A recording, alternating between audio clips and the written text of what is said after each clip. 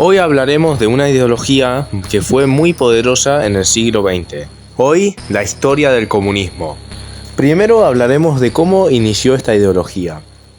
El comunismo como ideología y movimiento político comenzó en el siglo XIX, con el desarrollo de teorías sobre la lucha de clases y la abolición de la propiedad privada. Los fundadores más influyentes del comunismo fueron Karl Marx y Friedrich Engels, quienes elaboraron su teoría en obras como el Manifiesto Comunista en 1848 y El Capital en 1867. La revolución industrial trajo consigo grandes cambios económicos y sociales, creando una brecha significativa entre la clase trabajadora y los dueños de los medios de producción. Las condiciones laborales eran extremadamente duras, lo que llevó a la creciente insatisfacción entre los trabajadores y a la búsqueda de soluciones radicales. Marx y Engels, en el Manifiesto Comunista, argumentan que toda la historia humana es una historia de lucha de clases. Proponen la abolición de la propiedad privada de los medios de producción, estableciendo una sociedad sin clases donde los recursos sean compartidos equitativamente. El Capital de Marx es un análisis detallado del capitalismo, describiendo cómo explota a los trabajadores y lleva inevitablemente a su propia destrucción. Las ideas de Marx y Engels se difundieron ampliamente en Europa, especialmente entre los movimientos obreros. A finales del siglo XIX y principios del siglo XX, varios partidos comunistas comenzaron a formarse en diferentes países.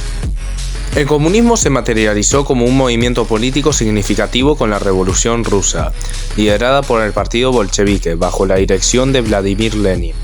Tras la Revolución de Octubre, los bolcheviques tomaron el poder y establecieron el primer estado comunista del mundo, la Unión Soviética.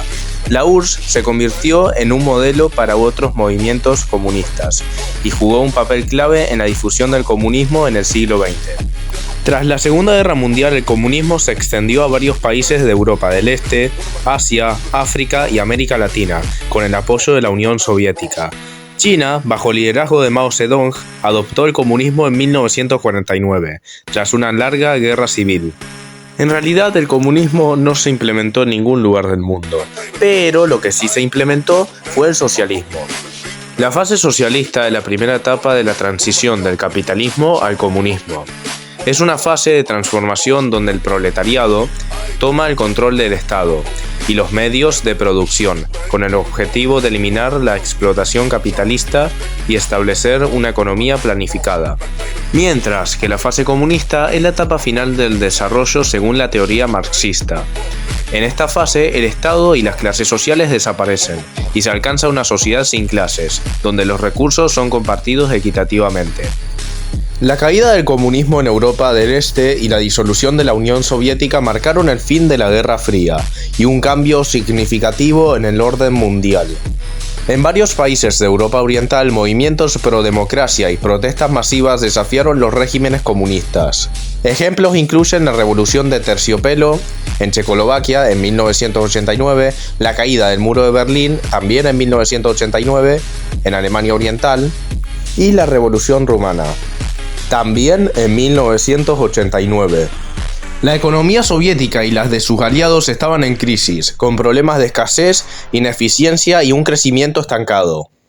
Los países que fueron parte de la Unión Soviética se estaban empezando a independizar, y la Unión Soviética no podía hacer nada.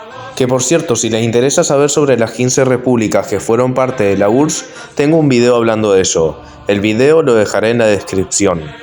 Y el 26 de diciembre de 1991, la Unión Soviética se disuelve oficialmente, naciendo la actual Federación Rusa, como también los países de Ucrania, Moldavia, Bielorrusia, Kazajistán, Tayikistán, Kirguistán, etc. En la actualidad solo quedan 5 países comunistas. Estos son Cuba, Laos, China, Vietnam y Corea del Norte. Aunque es importante mencionar que Vietnam, Laos y China tienen un comunismo un poco más acercado al capitalismo. Y Corea del Norte tiene como una especie de comunismo regional llamado Juche. Así que bueno, espero que les haya gustado el video, espero que hayan aprendido algo nuevo. No se olviden de seguirme en mis redes sociales y si desean donarme en Patreon, toda donación es bienvenida. Así que sin nada más que decir, nos vemos.